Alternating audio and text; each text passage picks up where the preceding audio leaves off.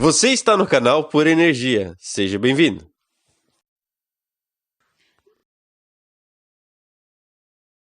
Carta 3. Estas cartas conduzem você a uma dimensão espiritual, mental que transcende o plano humano de atividades e assuntos e, por isso, serão melhor assimiladas se antes forem precedidas por um período de quietude e relaxamento. Acalme a sua mente, se for possível, e entre em um estado de silêncio interior. Somente quando você estiver nesse estado completamente receptivo, estas cartas poderão penetrar em seu pensamento humano com a sua realidade. Meu ilimitado amor celestial impulsiona-me a voltar uma e outra vez para escrever à humanidade, com a intenção de que finalmente traço quando, como muitos, você estiver preparado para recebê-lo. Possua o conhecimento que lhe permitirá transcender sua humanidade e fundir-se com o Pai Consciência, o verdadeiro amor consciência, no qual realizam-se todas as coisas generosas e preciosas. Como disse antes e quero reiterar, toda a minha missão na Terra foi impulsionada pelo amor e foi dirigida somente ao ensinamento da verdade da existência, pois sem este conhecimento não há esperança de redenção do trabalho árduo que a humanidade nasceu para suportar. Eu sei que esta afirmação trará muito pesar aos seguidores sinceros e dedicados da religião cristã e àqueles que concentraram sua fé inteiramente na pessoa de Jesus. Mas digo a verdade, para que você consiga desfazer-se da condição humana que o impede de compreender plenamente a verdade universal e a verdadeira natureza da condição espiritual humana que eu chamei de Reino de Deus. Você deve afastar-se dos velhos dogmas de salvação pelo sangue do Cordeiro, a Trindade e outras crenças e vir com a mente perfeitamente aberta e receptiva para a verdade da existência. Nenhuma outra salvação é possível. Deus não pode salvar você, uma vez que, se a humanidade ignora os fatos da existência, continuará cometendo os mesmos erros terrenos até o fim dos tempos, assim criando sua própria enfermidade e miséria. O que você deve entender é que seja qual for a crença do homem referente à salvação dos pecados, este é um erro humano, posto que a lei de causa e efeito é imponderável e é uma característica natural, inerente e intrínseca da existência. Não se pode separar os efeitos da causa e nem se pode apagar a causa e continuar tendo os efeitos. Esta é a verdade, em cada nível do ser. Agora você pode estar suficientemente avançado em seu pensar para poder receber a seguinte verdade fundamental referente à sua existência terrena. A lei de causa e efeito, o semear e colher, é o efeito visível do que você conhece por eletromagnetismo e ninguém que tenha qualquer conhecimento de ciência poderia esperar que Deus deixasse de lado as leis do eletromagnetismo, as quais são atividade, ligação, rejeição. Atividade, ligação, rejeição, ou movimento, atração, repulsão são os impulsos fundamentais da existência e da própria consciência humana, os quais originaram suas formas visíveis de vida e são os únicos instrumentos ou ferramentas da criação. Eles são responsáveis pela formação da substância ou matéria, pelo desenvolvimento das formas individualizadas e, finalmente, pela própria personalidade em todos os entes vivos. Em razão de que estas leis são fundamentais para a sua existência individualizada, é impossível evitá-las. Portanto, você não pode ignorar os problemas inerentes à sua existência individualizada e acreditar que Deus salvará você deles. Sua única esperança de finalmente escapar, de sair do círculo da experiência humana é reconhecê-lo e admiti-lo e depois trabalhar minuto após minuto para transcender-lo e por fim fundir-se e fazer-se em pureza de mente, coração e ação, com a consciência universal amorosa, o Pai que faz o trabalho amoroso. Ao mesmo tempo, ao crescer no conhecimento da verdadeira natureza do Pai em seu interior, transcendendo você, e em tudo o que lhe rodeia, você chegará a possuir uma fé constante, a qual poderá recorrer em todas as circunstâncias para obter a inspiração,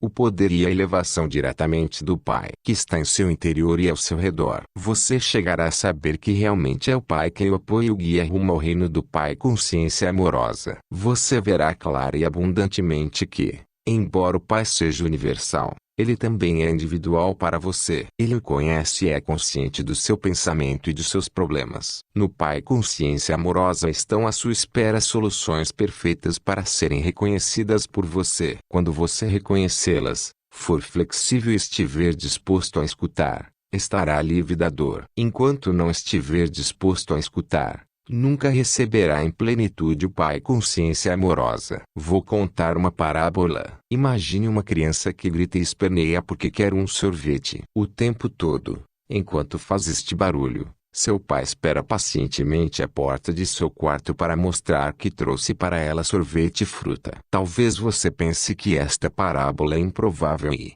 no entanto, é o que acontece. As mães se lembraram de ocasiões em que os filhos se mostraram aflitos por alguma coisa e negavam-se a escutar o que elas tentavam dizer a eles. Mas elas já tinham a solução, esperando apenas que eles se acalmassem e enxugassem suas lágrimas. Vejo o duro esforço das pessoas, suas lágrimas e minha compaixão é sem limites. Você está sendo escutado, mas no contexto de sua consciência atual há pouco que eu possa fazer. Não posso liberá-lo das amarras e correntes de tantos anos de pensar e agir ignorantes. Vejo a dor que os sermões ignorantes perpetuam nas igrejas, nas celebrações e nos púlpitos. Vejo as nações e seus povos tentando resolver tenazmente as dificuldades que surgem dos valores, culturas e crenças religiosas tradicionais. Vejo as limitações em seu viver diário, a falta de satisfação de suas necessidades e de seus propósitos e o sofrimento que emana das relações de todo tipo. A consciência coletiva que está emanando do mundo é um miasma de temores,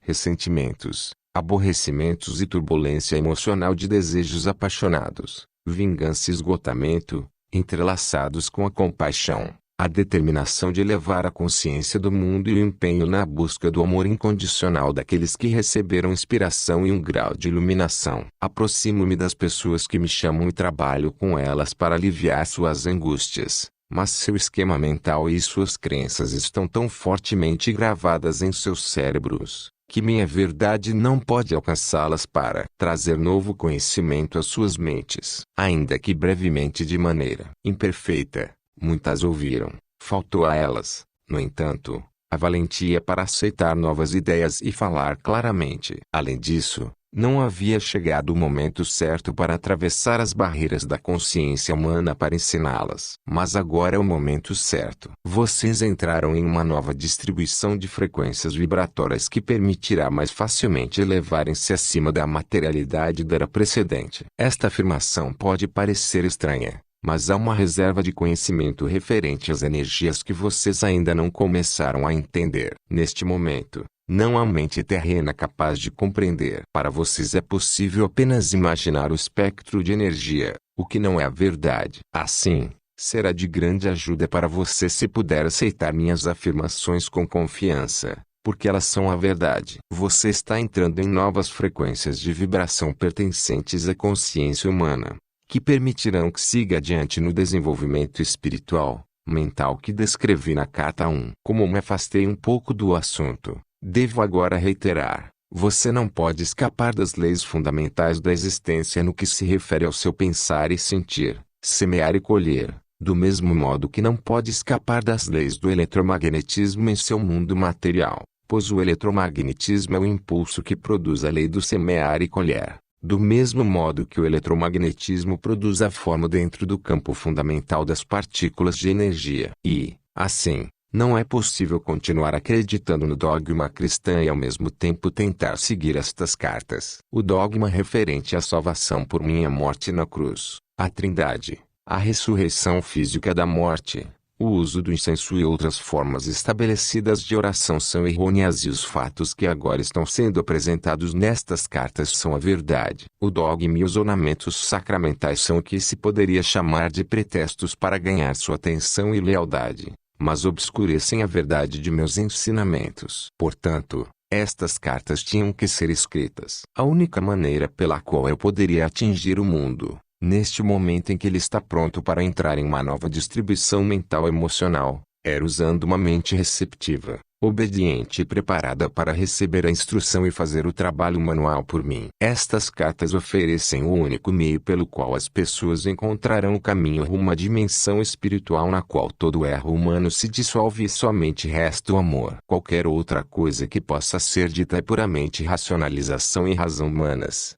E estas não são a verdade. As pessoas estão buscando novas formas de solucionar velhos problemas, particularmente na América, mas até que compreendam a verdadeira natureza da vida, do ego e das leis da existência, apenas aumentarão a força do ego e sua dor continuará. Enquanto registro para você nas páginas seguintes a simples verdade que trouxe há 2 milênios, lembre-se de que esta verdade permanece constante e consistente. Portanto, só é possível aprofundar sua compreensão da verdade, não alterá-la. Você se deu conta, enquanto li as 2 primeiras cartas, de que tudo o que eu falava às pessoas da Palestina era uma consequência direta de ter percebido a realidade da existência no deserto, isto é, de que nada era sólido. Você lembra que em meu estado transcendente, ao olhar as rochas, areias, montanhas e águas do Mar Morto abaixo de mim, tudo parecia ser como um cintilar de partículas. A rocha, areia, montanhas e água distinguiam-se umas das outras simplesmente pela diferença de intensidade do cintilar de partículas e pela aparente densidade delas dentro do clarão. Não há outra maneira pela qual eu possa descrever o que vi, quando estava na Terra, para transmitir os fatos referentes à verdadeira substância da matéria e aparente construção sólida do mundo. Em linguagem moderna, o cintilar de partículas provavelmente seria chamado de vibração de partículas. Talvez se pudesse combinar os 2 termos e descrever a realidade visível mais fundamental como um cintilar de partículas 2. Isso transmite o sentido da incandescência luminosa na qual vi as partículas dançarem. Tendo dito tudo isso como introdução para o relato de minhas atividades na Palestina, deixe-me levá-lo para um outro dia, 2000 anos atrás. Quando o sol brilhava, o céu estava limpo, azul claro e comecei a subir as colinas com meus discípulos, em uma tentativa de afastar-nos para descansar, meditar e orar. Mas isso não aconteceria. Tínhamos pensado em escapar, porém, apesar de dizer para as pessoas quais eram as nossas intenções, primeiro nós fomos seguidos por uns poucos, que então avisaram outros de que estávamos indo para os montes. Embora tivéssemos pedido que voltassem aos seus lares, os poucos logo se tornaram um grande grupo de pessoas que nos seguia a certa distância. Insistiam em que eu falasse com elas. Você pode se perguntar por que elas estavam tão ansiosas para me escutar. Intuitivamente elas sabiam que eu falava palavras de vida. Sempre mostrei a atividade do Pai ao seu redor e isto deu a elas esperança e ajudou-as a ver o mundo com um novo olhar. Falei do amor e elas se sentiram confortadas. Foi por isso que pude dizer, sabendo que elas me entenderiam e que estariam de acordo comigo: venha a mim você que está cansado e oprimido e darei a você descanso. Meu jugo é suportável e minha carga leve.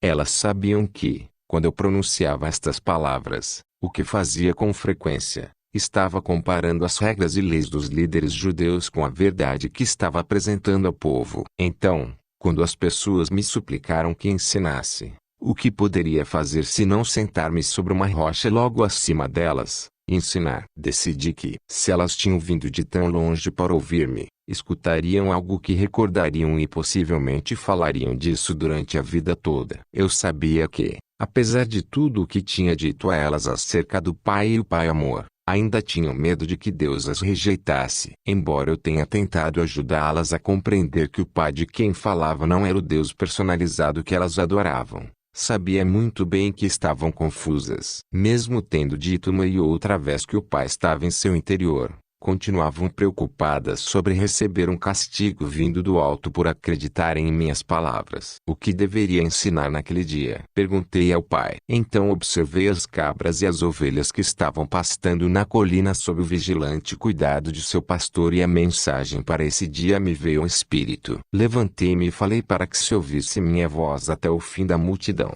Vejam estas ovelhas e cabras pastando nas colinas. As ovelhas estão num lugar e as cabras em outro. Observem as ovelhas. São pacientes e pacíficas entre si, mesmo quando estão apertadas num canto do curral. Pastam tranquilamente. Nunca reclamam o terreno que não é seu. Deixam o pasto curto, mas não o estragam, o que permite que a grama se recupere depois de passarem por cima dela. E o que é mais importante, escutam a voz do seu pastor. Portanto, ele cuida bem delas. Ele as guia para os melhores pastos e dorme junto a elas durante a noite. para que não sejam atacadas por cães e ladrões. Agora olhem as cabras, como brigam e saltam sobre as pedras e entram em lugares difíceis ou perigosos. Devoram as sarças e a folhagem das árvores. Elas são espoliadoras. Se não fosse por sua utilidade para o homem, não haveria outro lugar para elas a não ser ficarem amarradas o dia todo ou serem enviadas para o deserto. Vejo-os aí embaixo e sei que no meio de vocês há muitas ovelhas, e que também há muitas cabras. Houve alguns murmúrios aborrecidos, mas, em geral, as pessoas se davam empurrões e puxavam o cabelo uns dos outros, apontando as cabras, rindo e concordando com a cabeça. Era bom vê-los rir e assim continuei.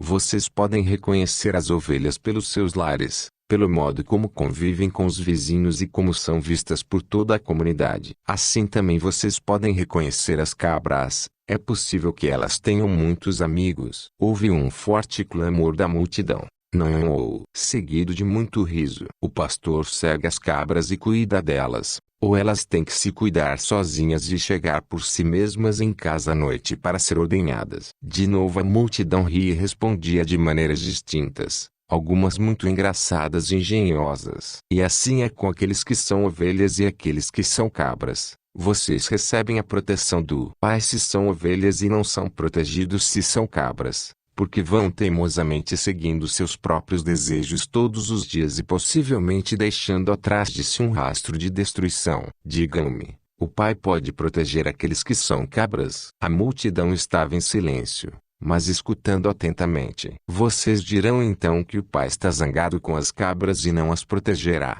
ou dirão que, assim como o pastor cuida das suas ovelhas e cuidaria das cabras se elas permitissem, o Pai ama as ovelhas e as cabras da mesma forma, mas não pode protegê-las igualmente por causa do comportamento natural das cabras. Considerem também os hábitos de alimentação das ovelhas e das cabras. As ovelhas se contentam comendo somente a erva para a qual seus estômagos estão perfeitamente preparados, mas as cabras comem qualquer coisa que encontram e não respeitam sua constituição. O mesmo acontece com aqueles que não cuidam do alimento de suas mentes, pois não têm nenhuma meta fixa ou propósito claro. Como as cabras, não percebem quando o alimento mental é prejudicial ou os leva por caminhos equivocados em suas vidas diárias, ou mesmo os arrasta para um mito nocivo ou um engano perigoso. Eles vão sem rumo, recolhendo o equivalente mental de sarças, sapatos velhos, pedaços de pano, folhas, cardos ou ervas daninhas, porque falta a eles bom senso. Um homem perguntou: Mestre, e se uma pessoa é uma ovelha, comete um erro e se vê numa confusão, o pai abandonará? Respondi com outra pergunta: o que faz o pastor se uma de suas ovelhas cai num buraco, ou escorrega por um barranco, ou se vê aprisionada nas sarças? Eu digo: o pastor deixa o rebanho e rapidamente vai buscar a ovelha perdida e não abandonará até que a traga de volta sã e salva. Assim acontece com o pai. Nenhuma ovelha pode evitar enganar-se de uma ou outra maneira. Mas não duvide de que o Pai logo atenderá ao seu balido e a resgatará. E se uma cabra começar a comportar-se como uma ovelha e atender à voz do pastor, então ela também estará sob a proteção do pastor e será cuidada da mesma maneira que as ovelhas. Assim é com vocês e o reino do céu, o reino de Deus. Várias vozes elevaram-se, pedindo-me que ensinasse o significado do reino de Deus. O que estou dizendo a vocês não é o mesmo que ouviram de qualquer outro profeta em qualquer tempo. Não tentem entender o que digo pensando no que disseram seus mestres. Eles podem somente repetir o que está nas Escrituras e não possuem nenhum conhecimento pessoal do reino de Deus ou do céu. Deus não está contido em nenhum lugar, mas está em todas as partes, como estão os céus e o ar sobre vocês. A santa palavra pronunciou a verdade quando disse: em Deus você vive, se move e tem o seu ser. Pois o reino de Deus está acima, ao redor e também dentro de vocês, e vocês podem entrar no reino de Deus. As pessoas exclamavam com impaciência: mas, o que é isso? É um estado de mente e de coração no qual você está plenamente possuído por Deus, seu Pai. Quando você está nesse estado, o Pai é a cabeça de seu corpo e dirige tudo o que você faz e toda a sua vida. Algumas pessoas resmungavam: como isso é possível? É possível estar tão vazio do eu, de desejos egoístas, inimizades, raivas, ciúmes, cobiça, de desejos de vingança, Que somente Deus fique no controle de sua mente e de seu coração. E depois, o que acontece? Perguntou uma mulher. Então você entra no estado de ser que é dirigido por Deus. Isto é totalmente belo e glorioso. É amor, é generosidade, é cuidar dos demais como cuida de si mesmo, e não julgar, pois você aceita os outros tal como são, sabendo que também são filhos de Deus e que estão igualmente sob o cuidado do Pai. É felicidade sem medida, impossível de descrever. É sentir alegria pela beleza do mundo. É vida sem limite e energia aumentada. É saúde e é a satisfação de cada uma de suas necessidades mesmo antes de tê-las. Porque os rabinos não nos contam estas coisas? Diziam várias pessoas reclamando. Porque só eu vi o Pai. Somente eu sei como se fizeram o mundo e as leis da existência. E porque eu sei todas estas coisas, vocês podem vir a mim e perguntar-me e eu revelarei tudo o que me foi dado. Digo a verdade. Aqueles de vocês que creem, compreendem e buscam colocar minha palavra em prática a cada dia serão salvos da tribulação que a humanidade suporta. Vocês sofrem porque não entendem como foram criados e os verdadeiros propósitos para o qual nasceram. Vocês nasceram para serem filhos e herdeiros do Pai. Mas vocês viram as costas a toda a glória do reino e tentam encontrar prazer nas coisas terrenas. Enquanto fizerem isto, nunca encontrarão o reino de Deus. Não entrarão no reino dos céus. Como entraremos no reino? Eu já disse. Vocês entrarão no reino dos céus quando se arrependerem de tudo o que vocês são em seus corações e mentes. Quando vocês levarem sua maldade ao Pai e pedirem perdão e força para serem limpos de seus pensamentos, palavras e atos malignos e finalmente os abandonem todos. Então poderão ter certeza de que estarão prestes a encontrarem o reino dos céus. Quando alcançarem isso, perceberão que sua atitude para com os outros estará mudando, pois o Pai estará fazendo o seu trabalho amoroso em seu interior. Vocês estarão livres das correntes e amarras dos desejos e atos malignos que antes os aprisionavam e os faziam cativos no mundo. Mais do que isso, compreenderão que o Pai satisfaz todas as suas necessidades. Uma mulher exclamou: Mestre, tenho uma necessidade agora mesmo.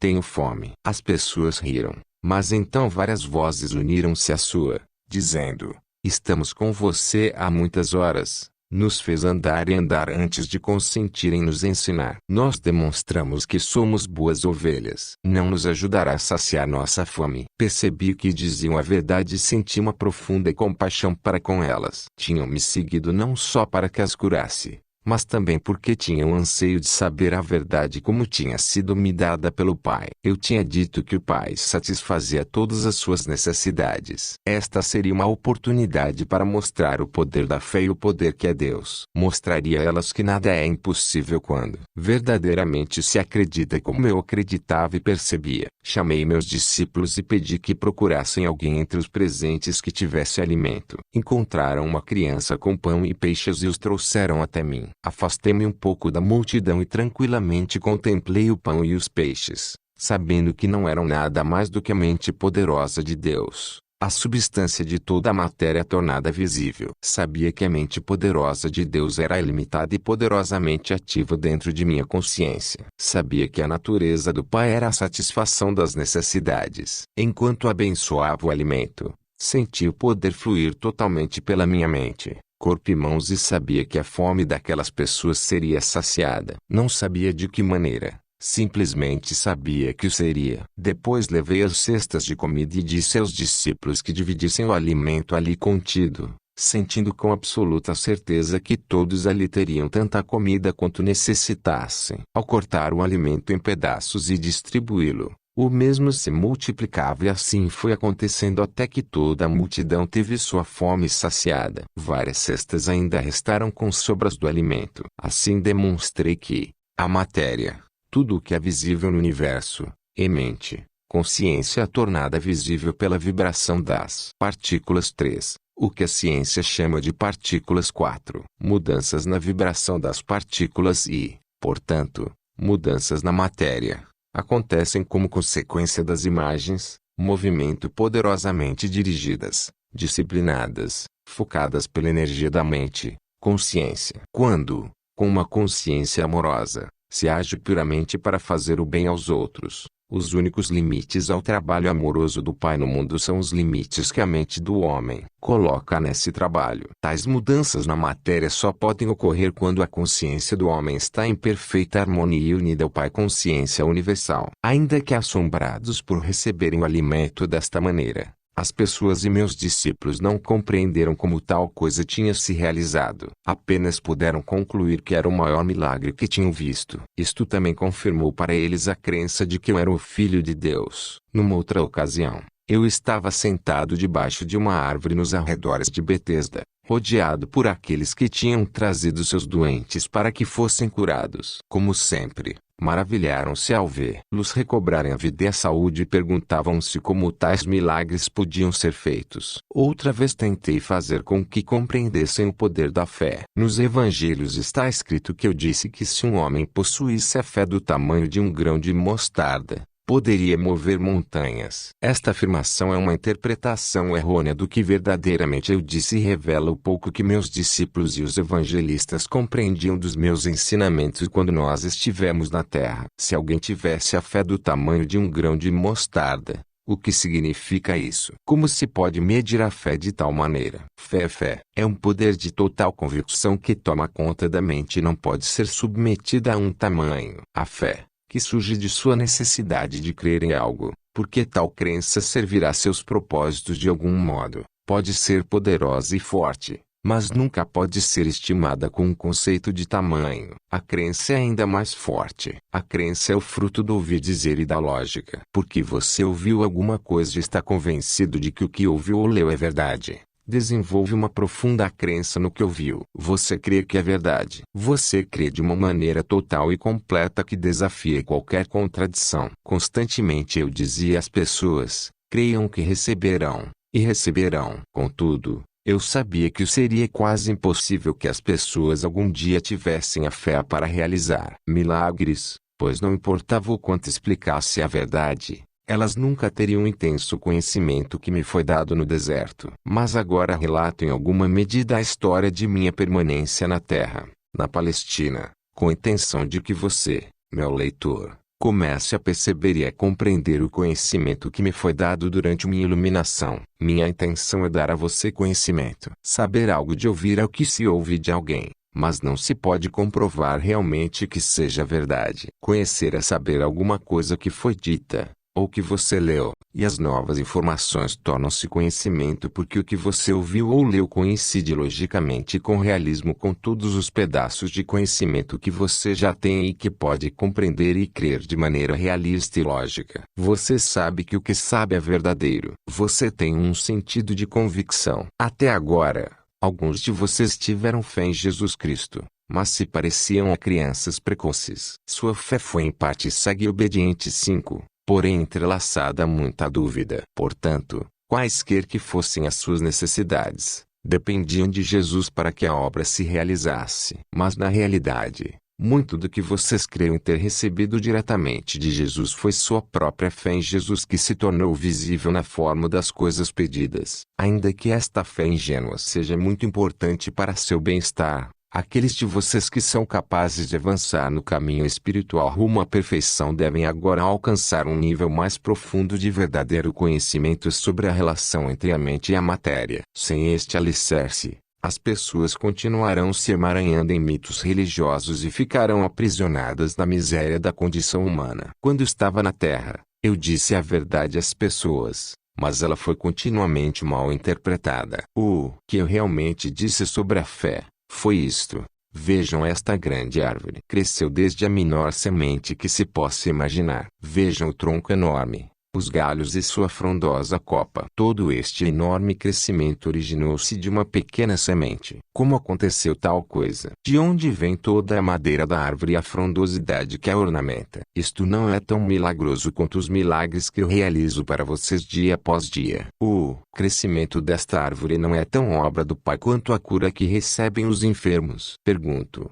o que é uma semente? Vocês podem responder-me: não. Não podem. Mas vou dizer o que é. É uma entidade diminuta de conhecimento da consciência. É o conhecimento consciente daquilo em que se transformará. É um fragmento de consciência retirado da consciência criativa divina. É um fragmento do poder da mente, procedente do poder mental do Pai, o qual, ao ser plantado na terra e regado pela chuva, começará a vestir a si mesmo com a matéria visível da qual possui o conhecimento no fundo de si mesmo. Este conhecimento é verdadeiro, é firme, é forte e sem desvios. Este autoconhecimento corporificado na semente é uma convicção da consciência. Todas as formas de vida surgem deste conhecimento unidirecionado de si. Uma convicção na consciência. Esta convicção na consciência é o que separa a terra inanimada e as rochas de tudo que vive e cresce sobre a face da terra. Onde não existe convicção da consciência ou conhecimento da identidade,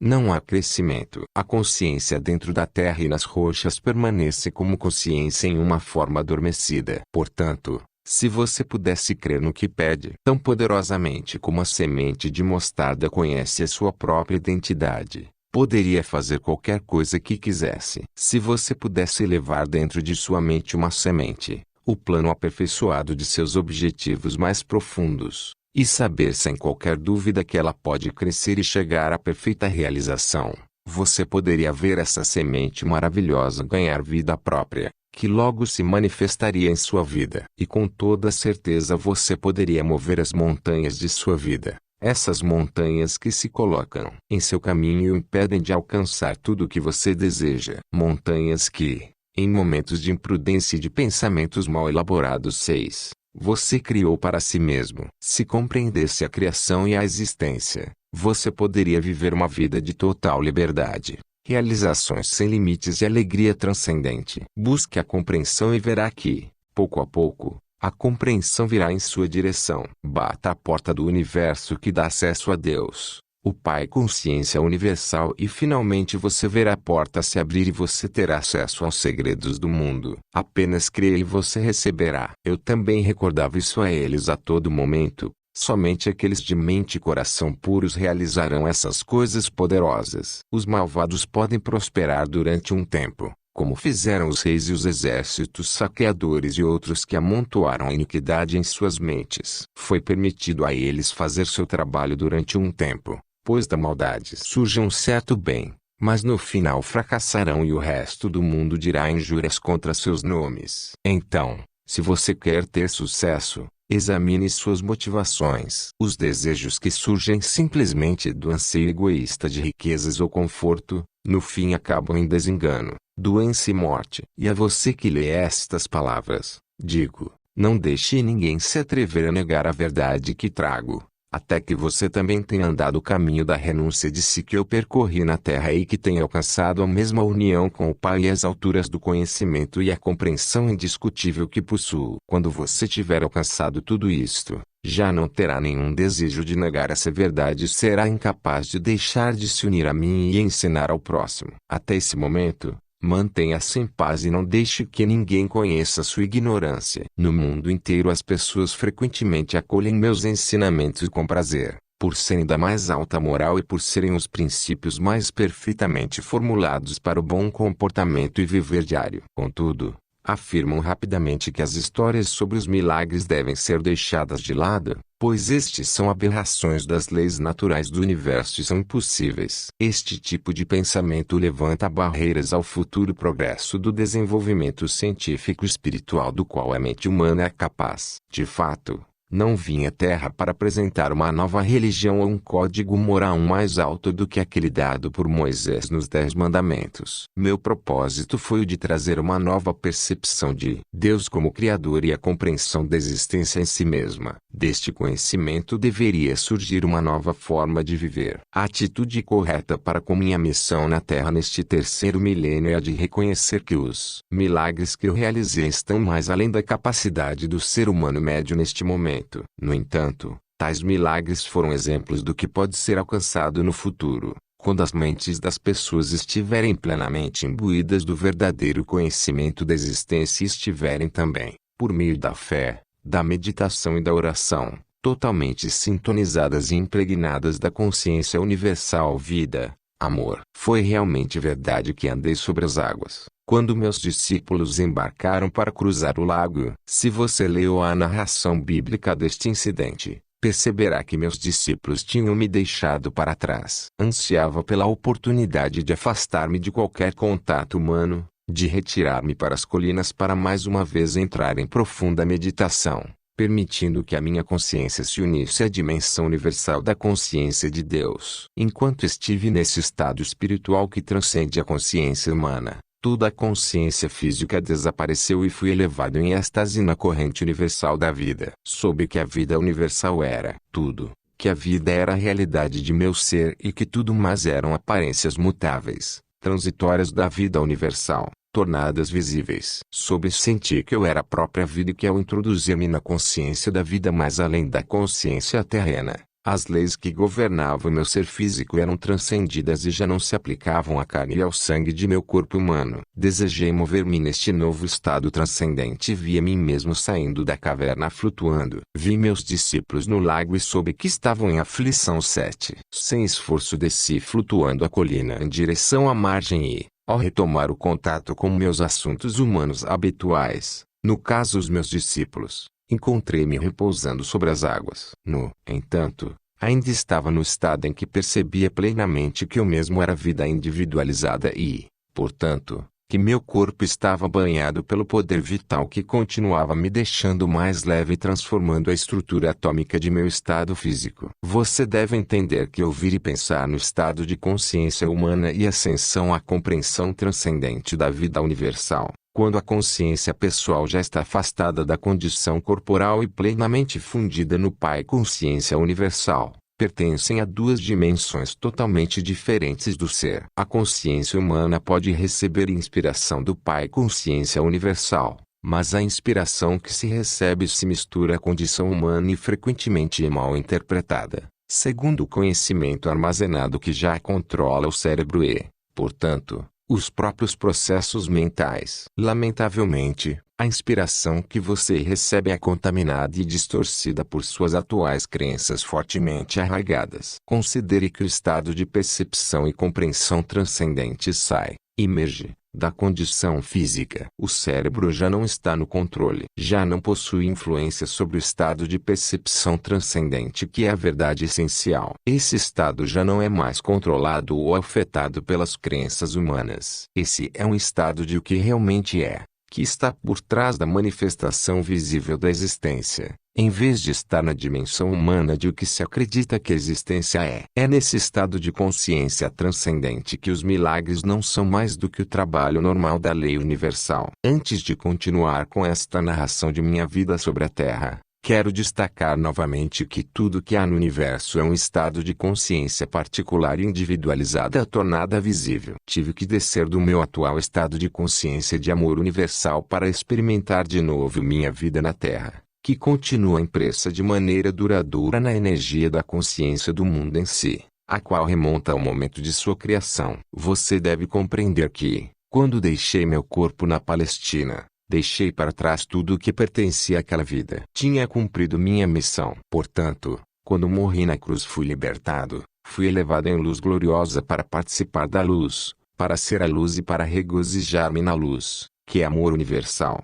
vida, beleza, harmonia, ventura e êxtase. Mover-se entre diferentes níveis de consciência não é tarefa fácil ou agradável. É somente porque minha missão na Terra não ficou completa, quando morri na Palestina, que volto agora para ajudar você a preparar sua entrada na nova era, uma fase nova da existência individualizada na Terra. Talvez você compreenda o que quero dizer com o desconforto deste empreendimento, se tentar recordar-se de alguma profunda tristeza que sentiu em sua vida e puder observar que sua reação atual possui quase o mesmo grau de tensão e estresse emocional da ocasião em que tal acontecimento se deu. Refletir sobre algum sofrimento ou tristeza passada trará a você vontade de chorar. Você sentirá a depressão e a antiga angústia retornando ao reviver aquele momento em sua imaginação. Pode ser que você queira se afastar das pessoas porque sua consciência já desceu de seu estado anterior de equilíbrio feliz e de paz para experimentar,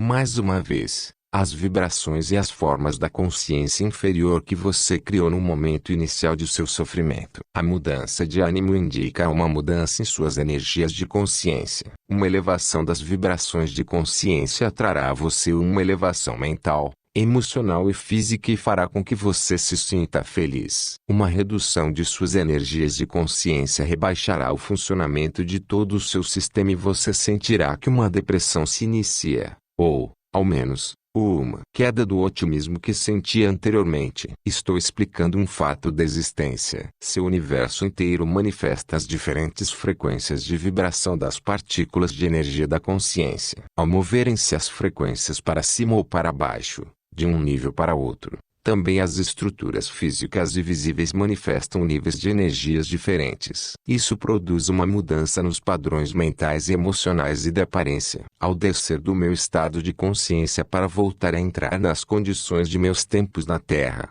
o que me move é tão somente o meu amor pela humanidade. Faz 2000 anos que os cristãos estão revivendo o trauma de minha crucificação. Alguns, inclusive, experimentaram o estigma, que nada mais é do que uma resposta emocional histérica e mórbida àquilo que acreditam que suportei. Essas pessoas se superexcitam até viverem picos emocionais próximos ao frenesi, imaginando a angústia dos meus sofrimentos antes de minha morte. Sua gratidão emocional pelo que suportei lança-os em um estado de estresse físico. Isso está sendo escrito num dia de sexta-feira santa e vim especialmente para falar acerca de minha crucificação. Vim para dizer que você deve abandonar todo o drama referente à recordação daquele dia. Morri, e isso foi, para mim, uma libertação maravilhosa. Já é tempo de que as pessoas acordem de seu longo sonho e compreendam a existência como ela realmente é, e a verdade a respeito de minha crucificação, a qual esteve oculta até este momento. Na Sexta-feira Santa,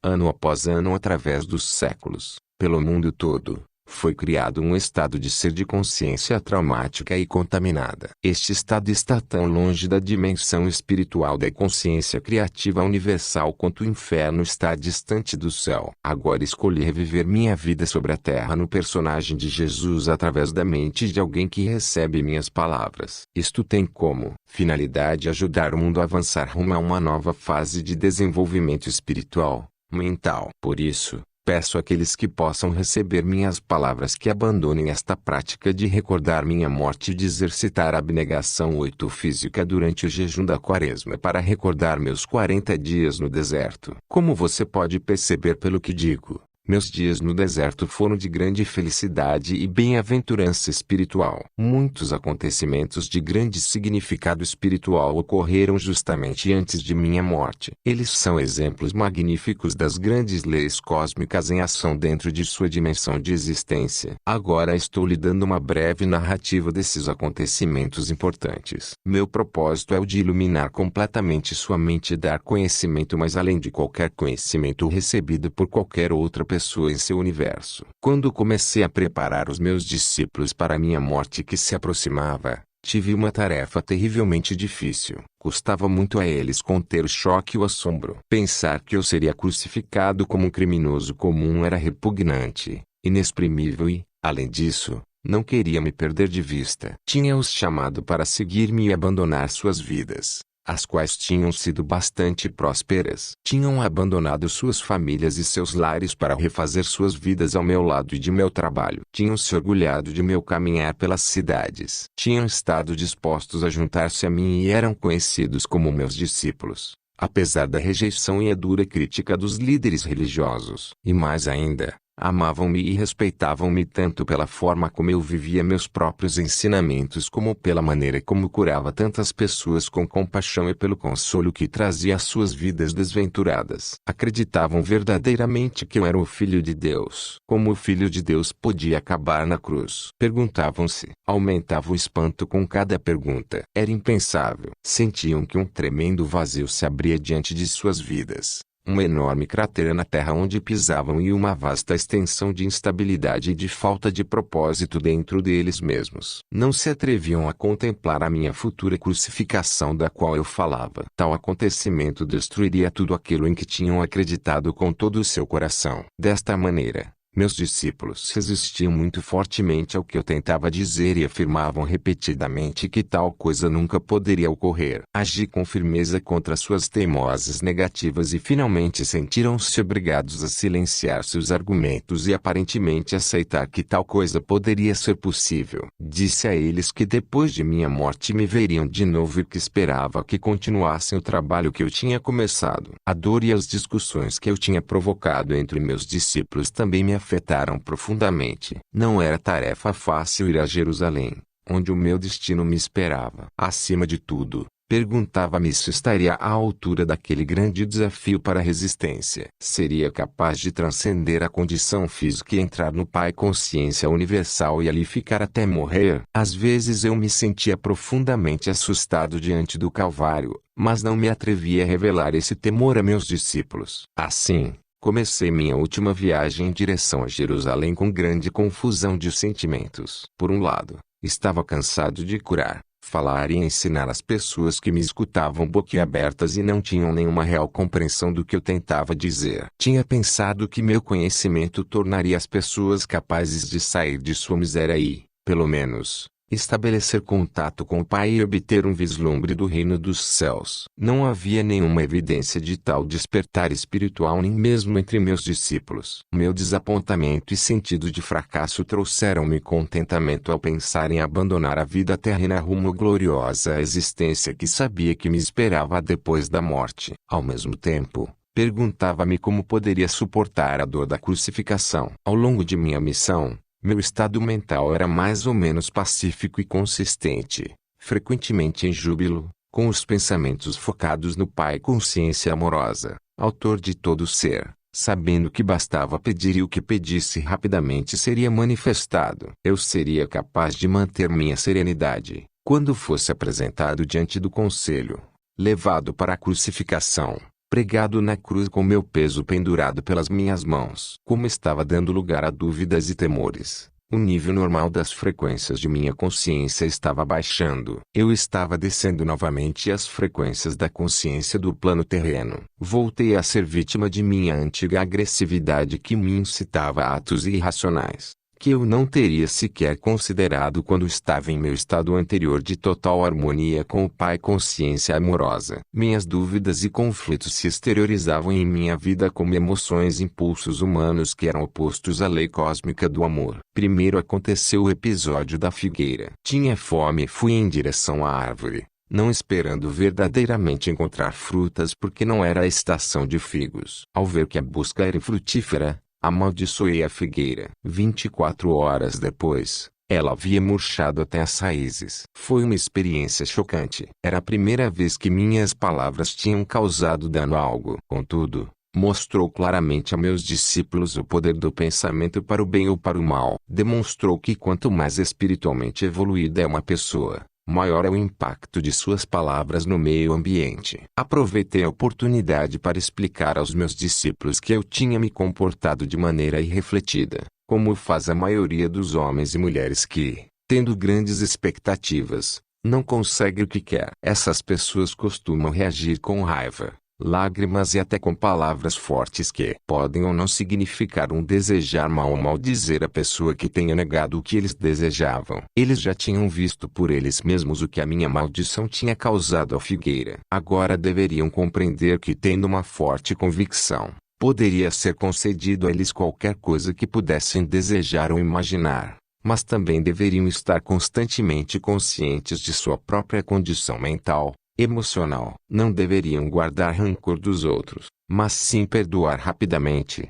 Do contrário, poderiam causar muito mal àqueles com quem estivessem ressentidos. E isto seria devolvido a eles no devido tempo, como a colheita do que semearam. E mais ainda, tal como é a semeadura, assim é a colheita. Sabia que o que eu tinha causado à figueira inevitavelmente retornaria para mim de uma ou outra maneira. Então levei os meus discípulos para o templo. Muitos anos tinham se passado desde que eu tinha estado lá e sabia que minha visita serviria para desencadear os acontecimentos que levariam à minha crucificação. Algumas pessoas me reconheceram e comecei a ensinar em resposta a seus pedidos. Foram se juntando mais pessoas e os agiotas se amontoaram. começando a reclamar. Seus gritos e queixas barulhentos interromperam a linha de meu pensamento enquanto ensinava. De repente, a cólera tomou conta de mim. Havia ali pessoas sérias que me rodeavam e desejavam ouvir palavras de vida, as quais em breve não poderia mais pronunciar. E ali estavam mercadores que viviam vendendo animais para os sacrifícios que não beneficiavam ninguém. Aqueles homens somente traziam dívidas e miséria às pessoas. Senti o sangue subir minha cabeça. Empurrei as mesas espalhando dinheiro e expulsei do templo os homens de coração duro. Então houve uma tremenda comoção de gritos e lamentações. Alguns brigavam para apanhar o dinheiro. Os mercadores amaldiçoaram-me chamando-me de malvado, dizendo que eu fazia o trabalho de Belzebu e outros 1000 demônios mais. Os sacerdotes, os fariseus e todas as pessoas que valorizavam os sacrifícios do templo vieram correndo para averiguar a causa do barulho e da confusão. Ouviram a história dos mercadores e se sentiram tão ofendidos com meus atos do que se lançaram aos gritos em condenações e lamentos para assim impressionar os sacerdotes, cada um protestando mais alto do que seu vizinho, demonstrando seu horror pelo que eu tinha feito. Nunca antes tinha se visto tal coisa no templo. Até mesmo aqueles que antes tinham me escutado estavam incomodados pela minha obstinação e se perguntavam que tipo de homem eu poderia ser. Estavam juntos vendo os acontecimentos quando os sacerdotes e fariseus se aproximaram e os convenceram de que eu tentava destruir tudo aquilo no que acreditavam,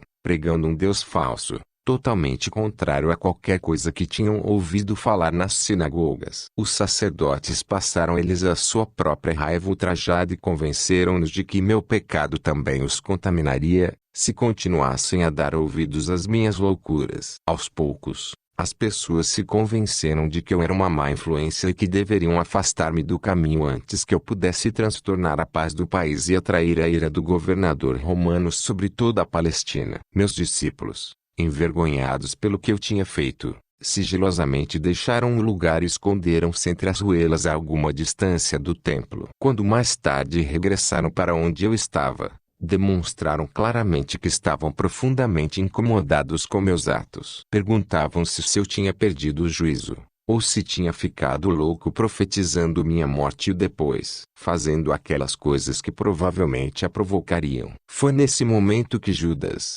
aquele que nunca havia abandonado verdadeiramente suas crenças judaicas, começou a duvidar de que eu fosse verdadeiramente o Messias. Fazia 3 anos que eu ensinava o povo e não se via nenhum sinal de que o domínio romano se enfraquecia. 3 anos e as pessoas não estavam mais perto da felicidade que eu havia prometido. E agora parecia que estava a ponto de converter-me num perturbador da paz, fazendo cair a ira de Roma sobre suas cabeças. Judas ficou sabendo que o sumo sacerdote judeu queria se desfazer de mim e então ofereceu seus serviços para me identificar, quando assim fosse pedido. Quando foi a hora de celebrar a Páscoa com meus discípulos, organizei uma ceia com todos reunidos num grande salão. Sabia que aquela era a última vez que comeria na terra. Não desejo voltar profundamente à consciência daquela noite. Senti grande tristeza por ter que deixar meus discípulos que tinham me servido tão bem. Com a tristeza, todos os meus temores e conflitos reapareceram. Tive momentos de profunda autopiedade. Senti que ninguém compreendia o que havia procurado fazer pelo meu povo e o sacrifício que estava disposto a fazer por ele. João estava contando uma expressiva história sobre a última noite dos israelitas no Egito,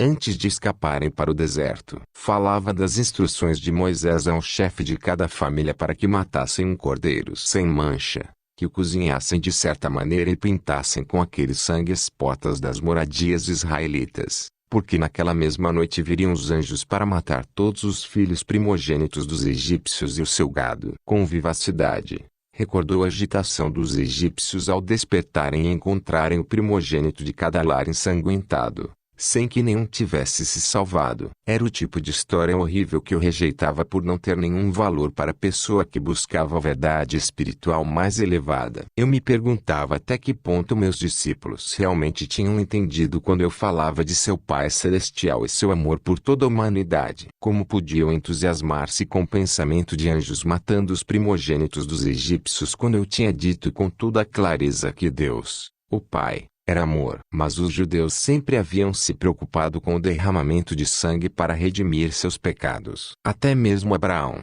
o fundador da nação israelita, convenceu-se de que devia levar o seu único filho ao deserto, matá-lo e oferecê-lo em sacrifício a Deus. Um pensamento pagão e revoltante. Pensei nos sacrifícios de animais no templo. Amando a todos os seres vivos da criação como eu amava, esta prática era para mim uma abominação. E agora eu estava a ponto de ser levado para a morte porque tinha me atrevido a pronunciar as palavras da verdade. E quando considerava o tão pouco do meu conhecimento que tinha conseguido transmitir, perguntava-me por que eu tinha sido enviado em tal missão. Senti de repente um estremecimento de ressentimento e raiva se entrelaçar aos sentimentos habituais de amor para com aqueles homens. Com certo cinismo, perguntava-me que sinal poderia deixar que fosse uma recordação eficaz, para que os meus ensinamentos retornassem às suas mentes quando já não estivesse com eles. Se podiam esquecer tão rapidamente todos os meus ensinamentos sobre o amor do Pai e desfrutar a horrível história da Páscoa, enquanto eu ainda me encontrava na mesma sala com eles, de que se recordariam quando morresse como um malfeitor na cruz, a mais desprezível das mortes. Depois pensei que, se o derramamento de sangue os comovia tanto, daria a eles sangue para que se recordassem de mim. Com essas reflexões irônicas apanhei um pão, parti-o, passei-o a meus discípulos e disse que o comessem. Comparei o pão partido com o futuro de meu corpo partido e pedi que repetissem partir o pão e o distribuir em lembrança do sacrifício de meu corpo para trazer a verdade sobre Deus e a verdade sobre a vida, a verdade sobre o amor. Percebendo que eu estava com um humor estranho, pararam de comer, escutaram, pegaram o pão e comeram em silêncio. O seguir, tomei minha taça de vinho e entreguei, dizendo que cada um devia beber dela, posto que era o símbolo de meu sangue que logo seria derramado porque tinha me atrevido a trazer a verdade da existência. Vi que meu tom de voz tinha tocado alguns deles. Sobriamente,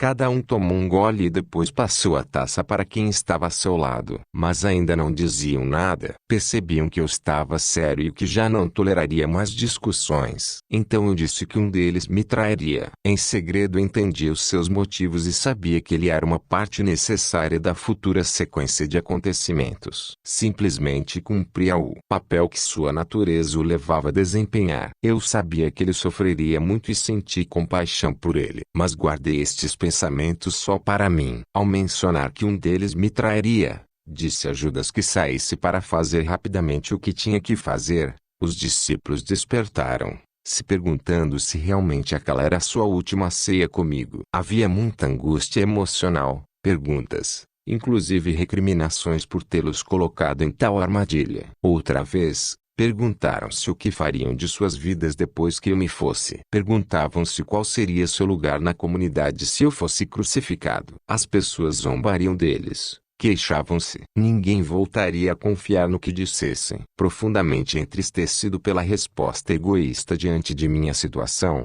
assegurei a eles que não tinham que temer por sua própria segurança. Deveriam abandonar-me e não haveria ligação entre eles e a minha crucificação. Sugeri que depois de minha morte se dispersassem e voltassem para Galileia. Pedro comoveu-se profundamente e reagiu com violência negando que algum dia me abandonaria, mas, é claro, foi o que ele fez. Mesmo depois de todo o amor que tinha por meus companheiros e de tudo o que desejava obter para eles, naquele momento de minha própria necessidade, ainda encontrava total falta de compreensão, até resistência. Sua única preocupação era sobre o que poderia acontecer a eles. Não houve nenhuma palavra amável, oferecimento de ajuda ou angústia pela minha dura prova futura. Como era duro o coração humano, pensei. Quantos penosos séculos teriam que passar antes que a humanidade pudesse ir mais além de sua própria dor e sofrimento para sentir talvez uma faísca de amor e compaixão para com outros desafortunados que se encontrassem numa situação pior do que a deles. Porém,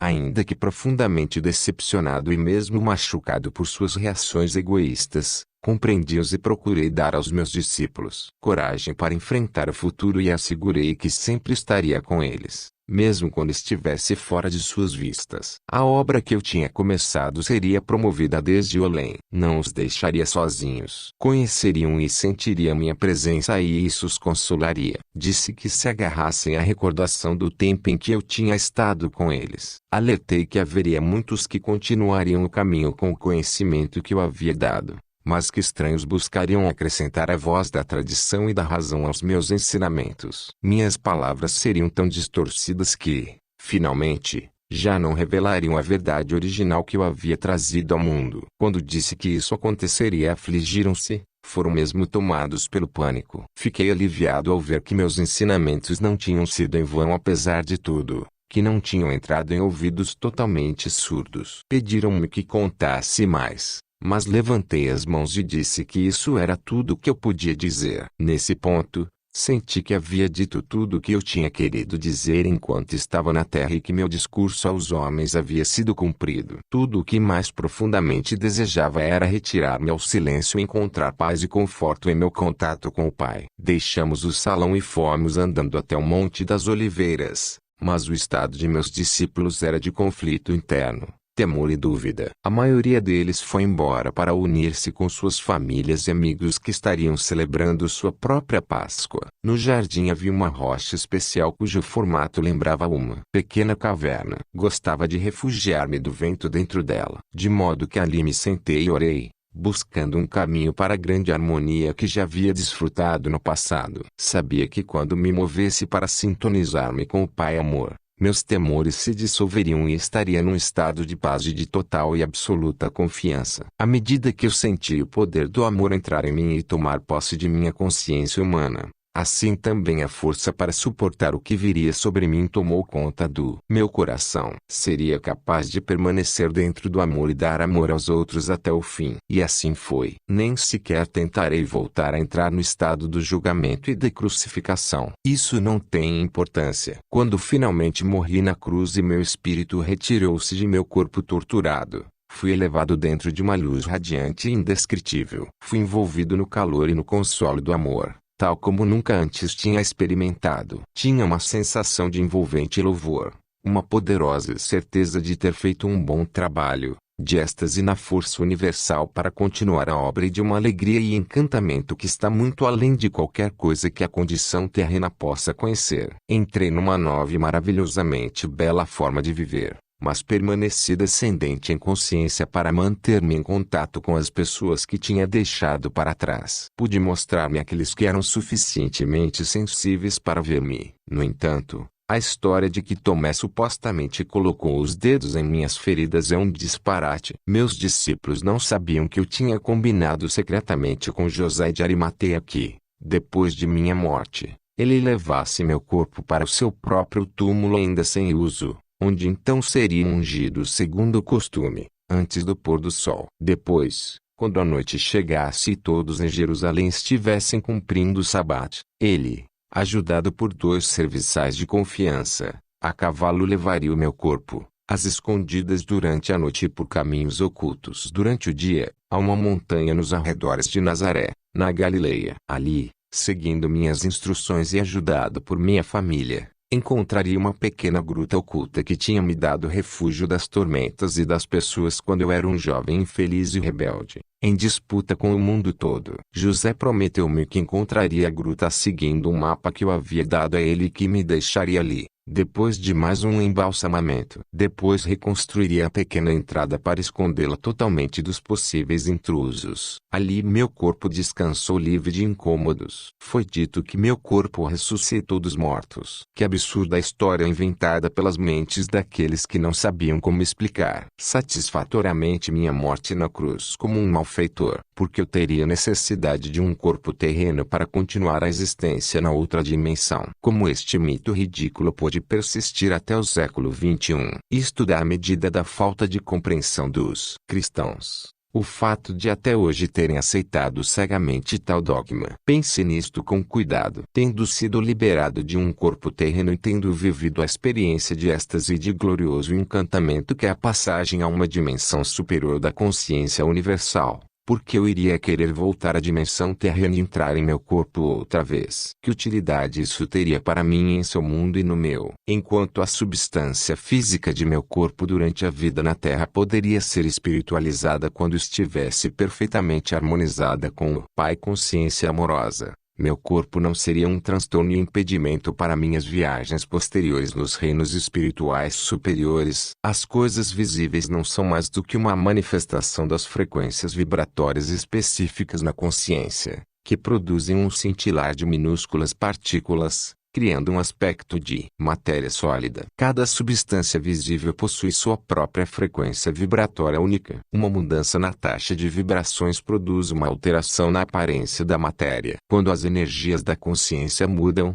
também mudam as aparências da matéria. Portanto, era possível que eu me concentrasse e baixasse as frequências de minha consciência a tal ponto que minha forma se tornasse visível ao olho humano. Podia retornar aos meus discípulos e ser visto por eles. E assim o fiz. Amava-os mais do que nunca e devia a eles tanto consolo e apoio quanto era capaz de dar depois de minha morte. Além disso, era necessário dirigir meu próprio poder dentro de suas mentes com o fim de dar a eles o ímpeto e a coragem para continuar a obra que eu havia começado. Porém, quero que você saiba que a consciência individualizada que tem ascendido em frequências vibratórias até os portais da dimensão criativa universal, transforma-se em luz individualizada, uma consciência individualizada que não necessita de nenhum corpo para expressar e desfrutar de tudo que a consciência gloriosa possa conceber nos reinos espirituais mais altos. É um supremo estado de ser e de encantamento sem nenhuma das necessidades, desejos ou impulsos experimentados por aqueles que não tenham ido mais alto e além do ego. Enquanto você vive na Terra,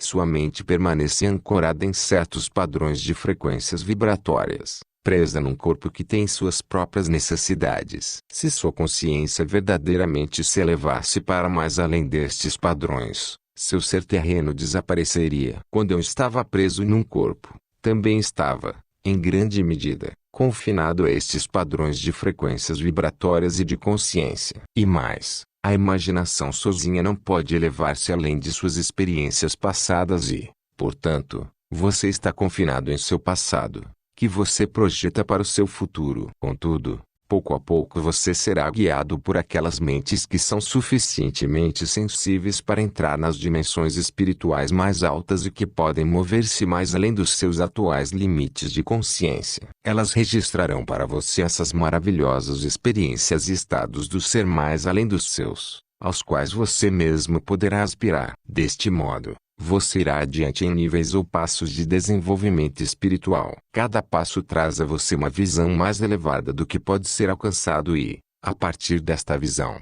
você formula uma nova meta. Com esta meta sempre presente, você trabalha para purificar-se da influência contaminadora dos impulsos de ligação, rejeição da existência terrena. Passo a passo você transcende o seu ego. Quando transcende o seu ego e ele morre dentro de sua consciência, você então está plenamente vivo no Pai consciência amorosa e encontra a realidade do reino dos seus em sua vida, em si mesmo e ao seu redor. Para permitir que você alcançasse estes picos de amor, alegria, harmonia e êxtase, eu vivi, trabalhei e morri na Palestina e vim agora a você nestas cartas. Não permita que meu trabalho seja em vão nesta segunda vez. À medida que ler estas páginas, busque, medite e ore para receber inspiração. Chegará a sentir a resposta do Pai, se escutar cada dia com atenção, ouvirá a voz do Pai. Esta voz está sempre com você. Retire as barreiras criadas por sua própria vontade. Abra-se para receber a força,